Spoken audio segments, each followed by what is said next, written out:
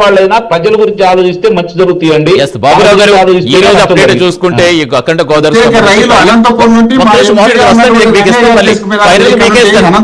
ఒక్క నిమిషం మోహన్ రెడ్డి గారు ఆన్సర్ ఫైనల్ గా ఇద్దరు గారు మీరు ఒక్క నిమిషం బాబు సింగ్రి గారు. ఈ రోజు అప్డేట్ సంబంధించి వస్తే మనం పర్యాటకానికి సంబంధించి ఉపాధి అవకాశాలు యువతకు మెయిన్గా పెరుగుతాయి. అంటే పర్యాటకాన్ని ఆకర్షించాలి అంటే డెఫినెట్గా అక్కడ ఒక రక్షణ వాళ్ళకి రక్షణ మనకు వ్యవస్థ ఏర్పాటు చేసుకోవాలి, మంచి వస్తు ఉండాలి, అలాగే రవాణా ఉండాలి. ఇవన్నీ కూడా సరిగ్గా ఉంటేనే పర్యాటకులు ఆకర్షితులు అవుతారు, ఆటోమేటిక్గా అభివృద్ధి అనేది జరుగుతుంది, అక్కడ ఉపాధి కూడా పెరుగుతుంది. సో ఈ విధమైన ఎలాంటి ప్రణాళికలతో ముందుకెళ్ళబోతున్నారు అనుకోవాలి. అవును సార్, పర్యాటక రంగం అంటే సార్ యాక్చువల్గా ఆంధ్రప్రదేశ్ కి పర్యాటక రంగానికి చాలా అవకాశాలు ఉన్నాయి సార్. ఏదైతే ఇప్పుడు అరకు లాంటి హిల్ స్టేషన్స్ కానీ వీటన్నిటిని ఎలా డెవలప్ చేయాలనేది ఒక టూరిజం కి సంబంధించిన పార్ట్ అయితే ఆంధ్రప్రదేశ్ లో ప్రత్యేకత ఏంటంటే ఇక్కడ దేవాలయాలకు సంబంధించి కూడా చాలా పర్యాటక ఆదాయాలు అనేది ఉంటాయి సార్. లైక్ తిరుమల కానీ ఇలా చాలా దీనికి సంబంధించి కూడా కొత్తగా ఒక 2 గుళ్ళకి ఏదైతే అన్నవరం కానీ ఇలా కొన్ని గుళ్ళకి సంబంధించి వస్తువులకు సంబంధించి కూడా దీన్ని ఖర్చు చేయడం జరిగింది. ఇంతకుముందు చెప్పినట్టు 450 కోట్ల రూపాయలు సెంట్రల్ గవర్నమెంట్ నుంచి ఇచ్చిన డబ్బుల్ని ఈ పర్యాటక రంగానికి ఖర్చు చేయడం జరుగుతుంది. ఇలా చాలా అవకాశాలు ఉన్నాయి. మనకి ఏదైతే కోస్టల్ బెల్ట్ ఎక్కువ ఉందో దాంట్లో ఏదైనా బీచెస్ లాంటివి డెవలప్ చేయడానికి అవకాశాలు ఉన్నాయి. లైక్ నెల్లూరు నుంచి మనకు చూసుకుంటే చాలా కోస్టల్ బెల్ట్ ఉంది. ఇవన్నీ కూడా ఆలోచిస్తున్నాం సార్. ప్రతి ఒక్కటి ఇది ఒక రంగం అని కాదు సార్. నేనేం చెప్తానంటే నేను ఈ 1 year లో గమనించిన దాంట్లో వాల్యూస్ తో పాటు ప్రతి రంగంలో కూడా ఒక సిస్టమేటిక్ గా ఖచ్చితంగా గవర్నమెంట్ వెళ్తుందనే విషయాన్ని నేను తెలియజేస్తున్నాను. లైక్ ఇంతకుముందు మాట్లాడుతున్నట్టు మనకి ఏదైతే ఉద్యోగ అవకాశాలకు సంబంధించి 5 సంవత్సరాల పాటు డిఎస్సీ వేయలేదు కదా సార్. ఇప్పుడు 16,347 మందికి డిఎస్సీ ద్వారా మళ్ళీ ఉద్యోగాలు ఇచ్చే కార్యక్రమాన్ని చేపడుతుంది. ఏం తెలియకుండా ఊరికి ఏదో వృద్ధులు అనే విధంగా సార్ వృద్ధులు వస్తే మనం ఏం చేయలేదు సార్. ఖచ్చితంగా వాల్యూస్ తో పాటు మాట్లాడగలిగితేనా ఈసారి నుంచి వైఎస్ఆర్సీపీ కొంత మనుగడ అనేది ఉంటుంది. సరే సార్ ఇష్టం, ఆయన మొదటి నుంచి అలానే మాట్లాడుతున్నాం. ప్రతి రంగంలోనూ అభివృద్ధి సాధించాలనేది డబ్ల్యూహెచ్ఎస్ సర్కార్ యొక్క ఉద్దేశం సార్.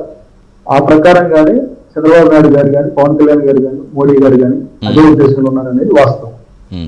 రైట్. అలాగే అజయ్ కుమార్ గారు, ఇప్పుడు ఈ డబుల్ ఇంజిన్ సర్కార్ పట్ల ప్రజల్లో విశ్వాసం పెంచే విధంగా అంటే మీ పార్టీ ఎలాంటి కార్యక్రమాలు చేపట్టబోతుంది అనుకోవాలి, ముఖ్యంగా గ్రామీణ ప్రాంత ప్రజలకు కావచ్చు?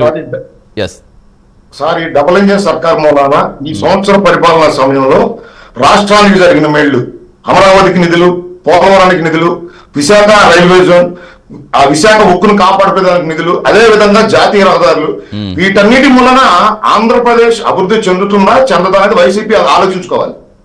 ఈ రోజు రాష్ట్రానికి జరిగిన మేళ్లు ఇవి కొన్ని మాత్రమే. కేంద్ర ప్రభుత్వ సహకారంతో అనేక సంస్థలు ఆంధ్రప్రదేశ్ లో నిర్మించుకోబోతా ఉన్నాం. వాటి వల్ల ఉద్యోగ కల్పన జరగబోతా ఉంది. ఆంధ్రప్రదేశ్ ఎకానమీ పెరగబోతా ఉంది.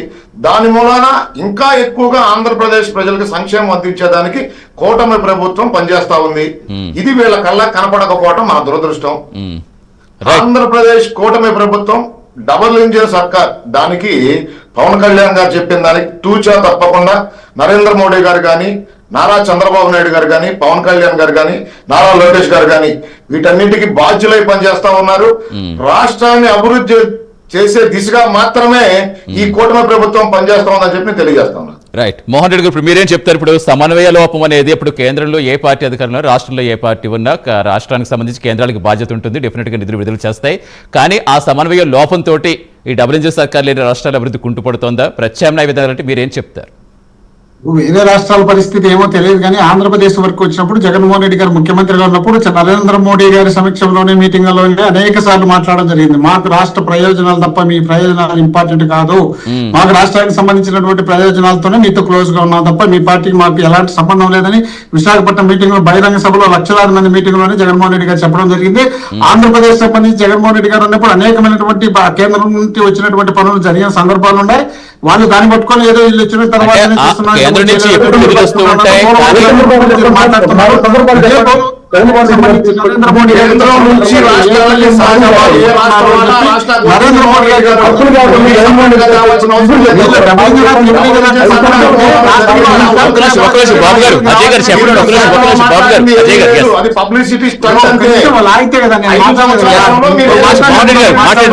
మీకేస్తాను కదా ఒక నిమిషం అజయ్ గారు చెప్పండి.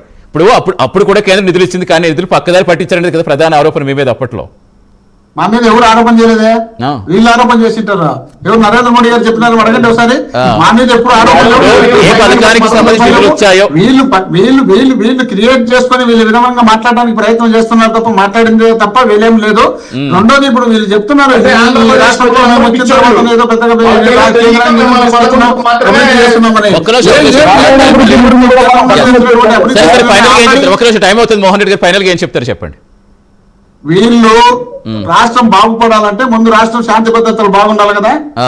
శాంతి భద్రతలు బాగుండాలంటే ముందు కనీసం ప్రతిపక్ష నాయకుడినైనా సక్రమంగా చూడాల్సిన బాధ్యత వీళ్ళకు ఉంది కదా. ప్రతిపక్ష నాయకుడినే టార్గెట్ పెట్టుకొని పనిచేసేటప్పుడు ఇంకా రాష్ట్రంలో ఎన్ని అల్లర్లు చేస్తే, ఎన్ని తప్పులు చేస్తే, ఎన్ని ఇబ్బందులు పెడితే ఎవడు అడిగేవాడు ఉంటారు? ఎంతమంది మహిళలను రేప్ చేస్తే అడుగుతున్నారు, మహిళలను Right, చంపేస్తే right, right. Yes, అడుగుతున్నారు. yes. Time అవుతుంది, yes. తీసుకుపోయి అంకమ్రావు గారు, అంకమ్రావు గారు, ఒక point of conclusion. అంకమ్రావు గారు. అంకమ్రావు గారు, yes, yes, సమయం లేదు, సమయం లేదండి. Please, సమయం లేదు. అంకమ్రావు గారు, ఒక point of conclusion.